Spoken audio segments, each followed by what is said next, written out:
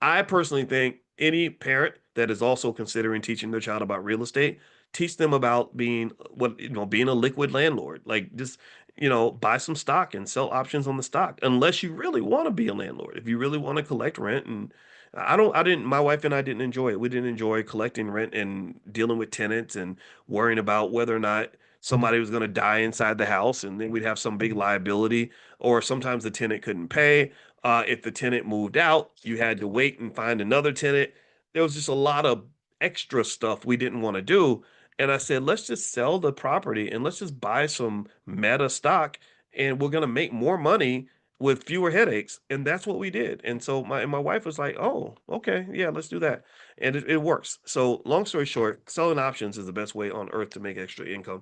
The hard part is that it's easiest if you have a capital base. The more capital you have, so like if you, and again, borrowing, like people ask me, they say, well, should I borrow on a HELOC to buy some stock to sell options on? I say, look, I don't give investing advice. I'm not telling you what to do, but just know that most great businesses have started because somebody borrowed some money. Right. Most businesses, Elon Musk is the richest man on earth because he took a big loan.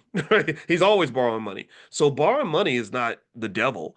It's just the question is, are you going to make more than it costs you? So if I borrow 200,000 in my home equity, let's say, and I use that and I take the 200,000 and I could get margin and do extra stuff. I could really do a lot with this. But let's say I do it the simple way and I buy like 1,000 shares of NVIDIA stock, let's say for $172,510.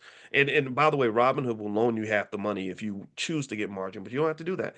100. So I have 1,000 shares of this stock. I sell this option once a month for, let's say, $7 a share, or let's say $6 a share, or something like that. I'm making $6,000 or $7,000 a month in income. The loan is charging me whatever. Let's say it's charging me 5%. But let's make it 10%. Let's say it's a high interest loan. 10% of 200,000 is what, $20,000. Divide that over the course of a year. You're talking about maybe, let's say, $1,600 a month or something like that. So I make 6 or 7,000. I pay the interest, which is 1,200, and then I pay the principal as well. I'm making a profit. This is a great business.